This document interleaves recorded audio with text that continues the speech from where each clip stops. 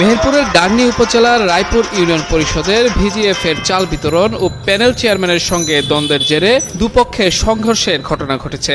মঙ্গলবার সকালে উপজেলার রায়পুর ইউনিয়ন পরিষদের সামনে এই সংঘর্ষ শুরু হয়। এতে উপজেলা বিএনপির সভাপতি সহ কমপক্ষে 10 জন আহত হয়েছেন।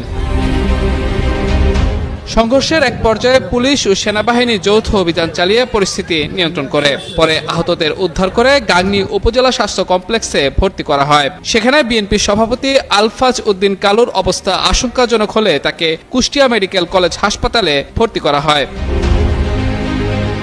স্থানীয়রা জানায়, সরকার পরিবর্তনের পরপরই রায়পুর ইউনিয়ন পরিষদের চেয়ারম্যান গোলাম সাকলাইন শেপুকে সরিয়ে ওয়ার্ড সদস্য সার্গিদুল ইসলামকে ভারপ্রাপ্ত চেয়ারম্যান হিসেবে দায়িত্ব দেওয়া হয়। বর্তমানে সার্গিদুল ইসলাম দায়িত্ব পালন করছেন। তবে বিএনপি নেতাদের দাবি, সার্গিদুল ইসলাম অবৈধভাবে ভারপ্রাপ্ত চেয়ারম্যানের দায়িত্ব পালন করছেন। এছাড়াও গরিবদের জন্য বরাদ্দকৃত বিভিন্ন সুযোগ সুবিধা তার নিজের লোকদের মধ্যে ভাগ বাটোয়ারা করছেন।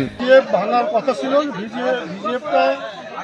ভাঙিছে মুষ্টিমেয় কয়েকজনকে সাথে করে, ইতিপূর্বে এইভাবেই সে ভাঙে, 2-4 জনকে সাথে করে ভিজিএফ ভেঙে দেয়। সংখ্যাগরিষ্ঠ গরিব মানুষ এই ভিজিএফ থেকে বঞ্চিত এবং তাদের কাছে বিভিন্নভাবে টাকা আদায় করে, তাদের একটা কার্ড দিল, এইভাবে কাজ করে। এখন কালকে আমি শুনতে পেলাম যে এখানে বোর্ডে এলাকার জনগণ সব বোর্ড অবরোধ করবে।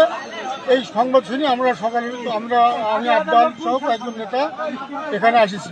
ক্যাম্পের আইসি উনি কিন্তু ওই পক্ষের সঙ্গে কথা বলেছেন, আমাদের সঙ্গে কথা বলেছেন যে আপনারা 10 মিনিট অপেক্ষা করেন। তারা যেহেতু 5 মিনিট সময় নিয়েছে, এই তৃতীয় পক্ষের একটা জায়গায় বসে এর সুষ্ঠু সমাধানের ব্যবস্থা হবে। আমরাও সেই প্রস্তাবে রাজি হয়েছি, কিন্তু দেখছি গড়িমসি করছি।